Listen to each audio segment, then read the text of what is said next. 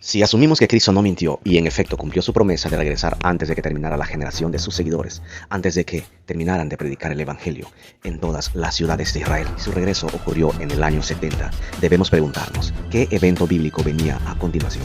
Pues lógicamente el milenio. Entonces, si el milenio da inicio a partir del año 70, debió ocurrir por obligación en el periodo comprendido entre el año 70 y nuestra era. Esa lógica me lleva a preguntarme, ¿qué evento viene después del milenio? Y aquí está lo que el enemigo de Dios y nuestras almas ha hecho con tanto éxito: evitar que tantos futuristas como inclusive preteristas no entiendan que el evento que viene a continuación se encuentra en el capítulo 20 de Apocalipsis. Por obligación, el evento siguiente al final del milenio es este: vi a un ángel que descendía del cielo con la llave del abismo y una gran cadena en la mano, y prendió al dragón, la serpiente antigua, que es el diablo y Satanás, y lo ató por 1000 años, y lo arrojó al abismo, y lo encerró, y puso su sello sobre él, para que no engañase más a las naciones, hasta que fuesen cumplidos 1000 años, y después de esto, debe ser desatado por un poco de tiempo. Solo una ceguera de origen diabólico puede evitar que incluso los preteristas no vean que estamos viviendo ahora en ese poco de tiempo en el que Satán está engañando a las naciones. Por tanto, ¿hay alguna evidencia de un gran, poderoso y mundial reinado en el periodo histórico entre el 70 y nuestros días? Acompáñenme, les presento Tartaria. Según mapas antiguos, tenemos una civilización omitida por la historia, llamada simplemente Tartaria, o Gran Tartaria. Ok, Tartaria contaba con bandera propia. Tenemos este atlas de las banderas de todas las naciones, de 1865, contiene la bandera de Tartaria. Tenemos otro atlas de banderas de las naciones, por Johann Baptist Humann, de 1663.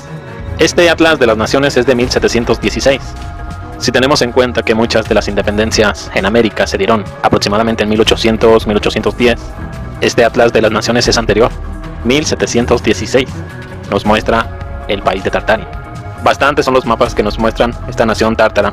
Yo solo tengo algunos, les mencionaré algunos. Tenemos este mapa de 1714. Vemos en la región asiática la Gran Tartaria, y la cual se ve que está unida o en unión con estos otros países como Persia, el Imperio Mogol, con China, con Tailandia o el Reino de Xi'an, con Arabia, con los turcos. Y si se fijan, el mapa da a entender que el continente asiático se sigue hacia el otro lado. Lo mismo podemos observar en América, y eso porque ya les he mostrado documentos, mapas que muestran América unida al continente asiático, pero esa es otra teoría aparte. Sin embargo, veo esta teoría representada en muchos mapas de manera que muchas veces pasa inadvertida. Este mapa de 1702 de George Wilde nos muestra igualmente a Tartaria. Por ahí podemos apreciar a la Moscovia, a la India Mogol, a Persia, Arabia, China, los típicos, Japón. En sí se podría decir que era una unión de muchos países. Este otro mapa un poco más antiguo de 1684 igualmente nos muestra la Gran Tartaria, llegando a las fronteras con el mar Caspio. Cuando uno recién comienza a entender un poco sobre el tema Tartaria, es muy difícil porque no comprendemos en ocasiones estos mapas que parecen señalarnos países diferentes como el Mogol, la China, Persia, Moscovia, Tartaria. Y sin embargo, si vemos en la historia, China estaba gobernada por los tártaros. El Imperio Mogol estaba hermanado con Tartaria. Los persas fueron conquistados por los tártaros, al igual que Rusia. Claro, llegó un momento en que sucedió la desintegración. Se cuenta que aproximadamente en el 1700, con la caída de Pugachev, la cual fue lenta, no fue de la noche a la mañana. Tenemos aquí este otro mapa de 1677, también nos muestra la Gran Tartaria, y nos da la sensación de que el continente asiático esté unido a América, o no sé, algún tipo de cataclismo está sucediendo allí, entre el estrecho de Bering y América.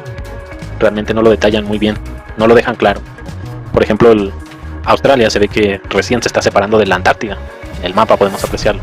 Este otro mapa de 1665 de Johann Bliu también nos muestra la Gran Tartaria, solo que en esta ocasión está llegando hasta la península de Crimea.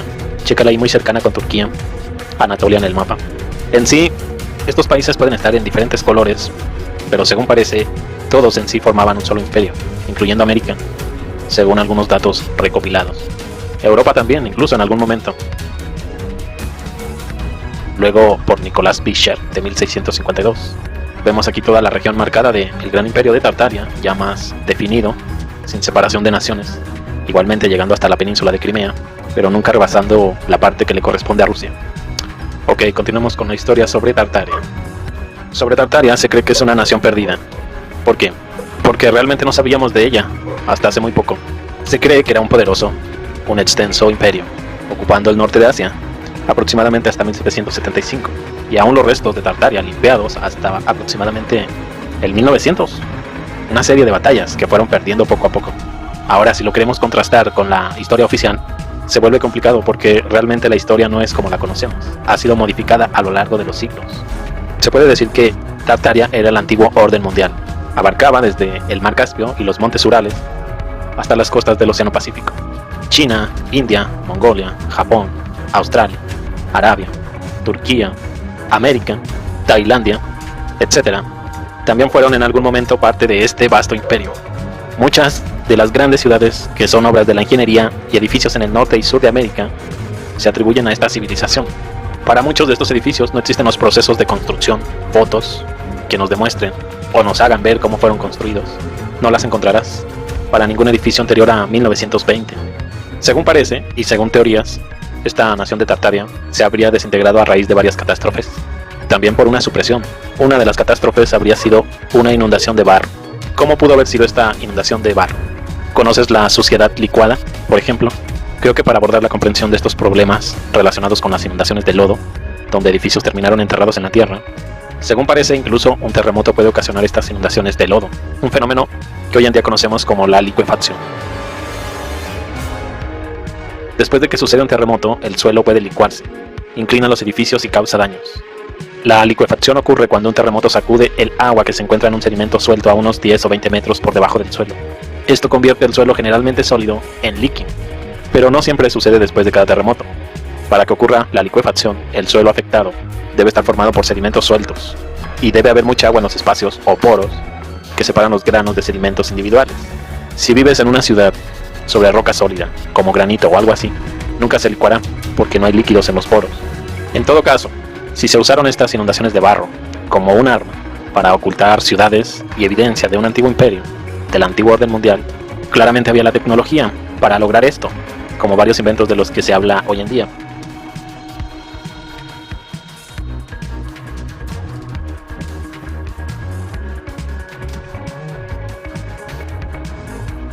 Pues según nuevos investigadores, esta nación habría sido muy avanzada, única, con tecnología limpia y libre, y esto basándonos en fotografías con tecnología.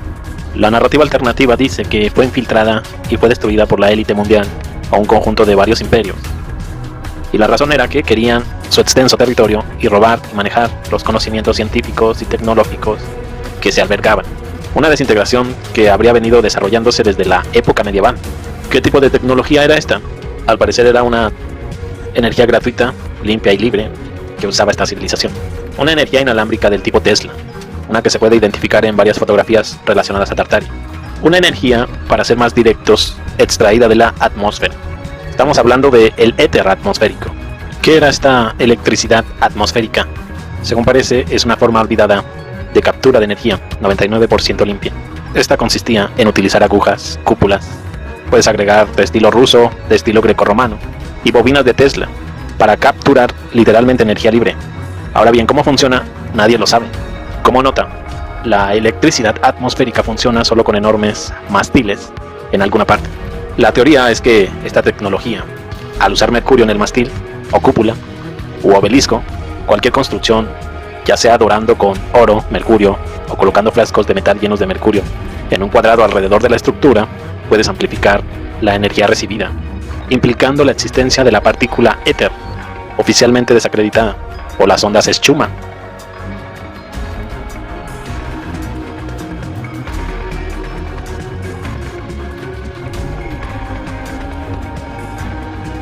Por ejemplo, hay fotografías que tienen muy poco sentido.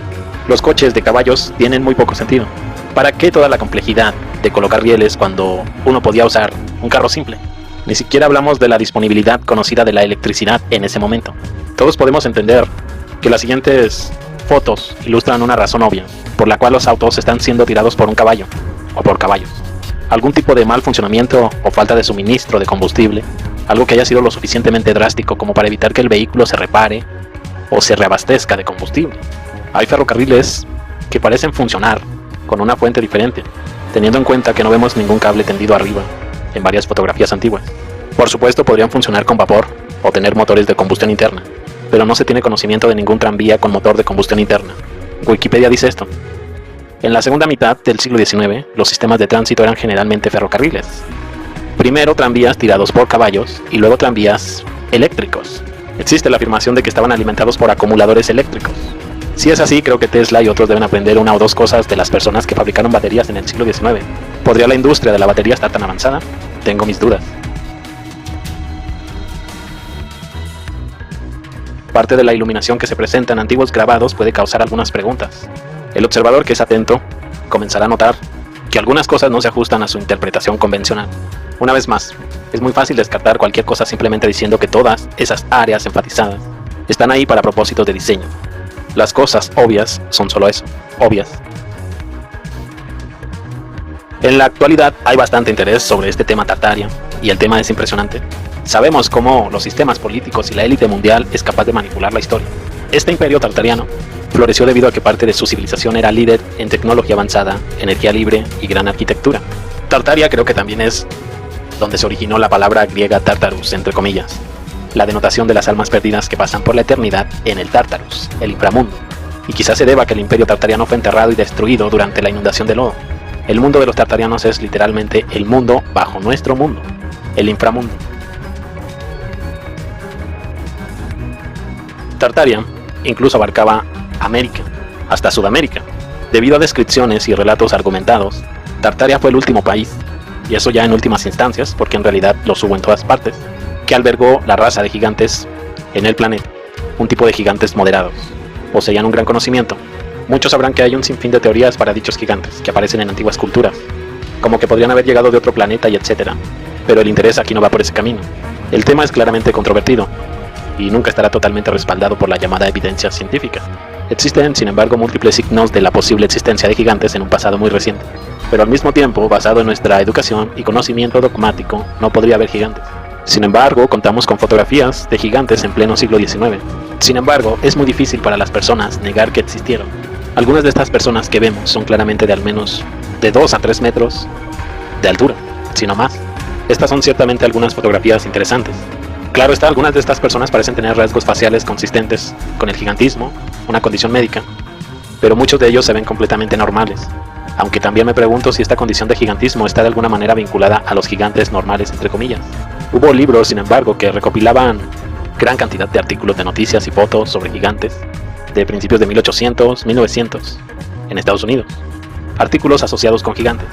En esa época era sorprendente y común que las personas descubrieran accidentalmente restos de gigantes. Pero ya sabemos qué es lo que sucedió poco después de la fundación del Smithsonian. Se hizo todo lo posible para ocultarlos. Supongo que todos esos esqueletos desenterrados en América del Norte y el resto del mundo eran falsificaciones hechas por agricultores aburridos. Creo que hay buenas razones para pensar que existieron. Podríamos empezar a echarles un ojo a las leyendas de nuestros pueblos.